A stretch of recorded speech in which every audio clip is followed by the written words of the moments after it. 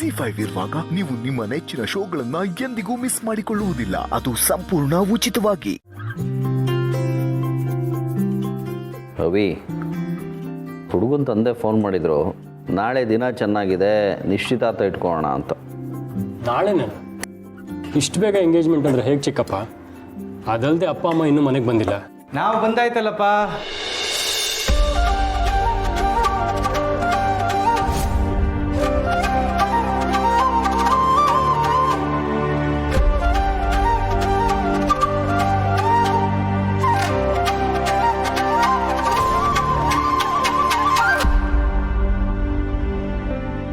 ಅಣ್ಣ, ಅದಕ್ಕೆ ಎಲ್ಲೋ ಹೋಗ್ಬಿಟ್ಟಿದ್ರಿ ನೀವು ಎಲ್ಲಿದ್ದೀರಾ, ಹೇಗಿದ್ದೀರಾ ಅಂತ ನಾನು ಪರದಾಡ್ಬಿಟ್ಟೆ.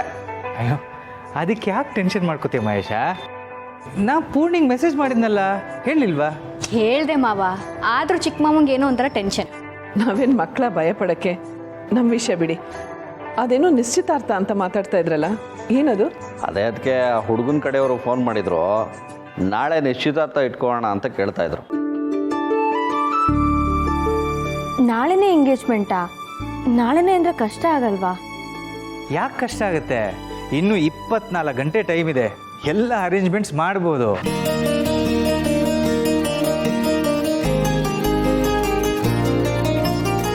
ನೀವೇನು ತಲೆ ಕೆಡ್ಸ್ಕೊಬೇಡಿ, ಈಗ ನಾವು ಬಂದಾಯ್ತಲ್ಲ, ನಾವೆಲ್ಲ ನೋಡ್ಕೋತೀವಿ. ಬರೀ ನೀವು ಒಬ್ಬರೇ ಯಾಕಪ್ಪ, ನಾವು ಎಲ್ಲರೂ ಸೇರಿ ನೋಡ್ಕೋತೀವಿ. ಹಾಗಾದ್ರೆ ಅಣ್ಣ, ಅವ್ರ ಅಪ್ಪಂಗೆ ಓಕೆ ಅಂತ ಹೇಳ್ಬಿಡ್ಲಾ? ಅನುಮಾನನೇ ಬೇಡ. ಶುಭಸ್ಯ ಶೀಘ್ರಂ. ಗಂಡು ಹೆಣ್ಣು ಇಬ್ರು ಒಪ್ಪಿದ್ದಾರೆ ಅಂದಮೇಲೆ ಆದಷ್ಟು ಬೇಗ ನಿಶ್ಚಿತಾರ್ಥ ಆಗೋದೇ ಒಳ್ಳೇದು.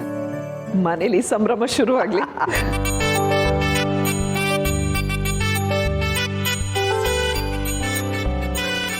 ಅದು ಸರಿ ಮಾವ, ನಿಮ್ಮ ಸರ್ಪ್ರೈಸ್ ಎಲ್ಲ ಮುಗೀತಾ? ಫೋನ್ ಸ್ವಿಚ್ ಆಫ್ ಮಾಡ್ಕೊಂಡು ಎಲ್ಲೋಗಿದ್ರಿ? ಅದನ್ನ ಯಾಕೆ ಕೇಳ್ತೀಯ ಪೂರ್ಣಿ? ಎಲ್ಲಿಗೆ ಹೋಗ್ತಾ ಇದ್ದೀವಿ ಅನ್ನೋದು ಗೊತ್ತಿಲ್ಲ, ಯಾತಕ್ಕೆ ಹೋಗ್ತಾ ಇದ್ದೀವಿ ಅನ್ನೋದು ಗೊತ್ತಿಲ್ಲ. ಗೊತ್ತು ಗುರಿ ಇಲ್ಲದೆ ಹೋಗ್ತಾನೆ ಇದ್ವಿ.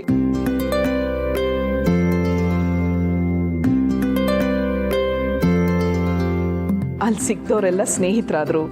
ಹಳ್ಳಿ ಓಡಾಟ, ಹಳ್ಳಿ ಮನೆ ಊಟ, ನಮ್ಮ ಪ್ರಪಂಚನೇ ಬದಲಾಗೋಗಿತ್ತು.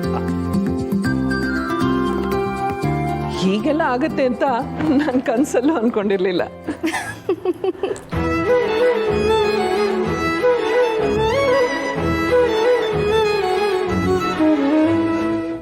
ಯಾಕೆ ನಗ್ತಿದ್ಯಾ?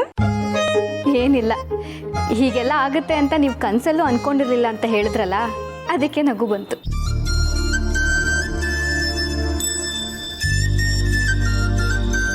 ನೀವು ಕನ್ಸು ಕಂಡಿದ್ದಕ್ಕೆ ಇದೆಲ್ಲ ಆಗಿತ್ತು. ಇದ್ಯಾವುದು ಗೊತ್ತಿಲ್ಲದೆ ಆಗಿದ್ದಲ್ಲ, ನಿಮಗೋಸ್ಕರನೇ ಮಾವ ಇದನ್ನೆಲ್ಲ ಮೊದಲೇ ಪ್ಲ್ಯಾನ್ ಮಾಡಿದ್ರು.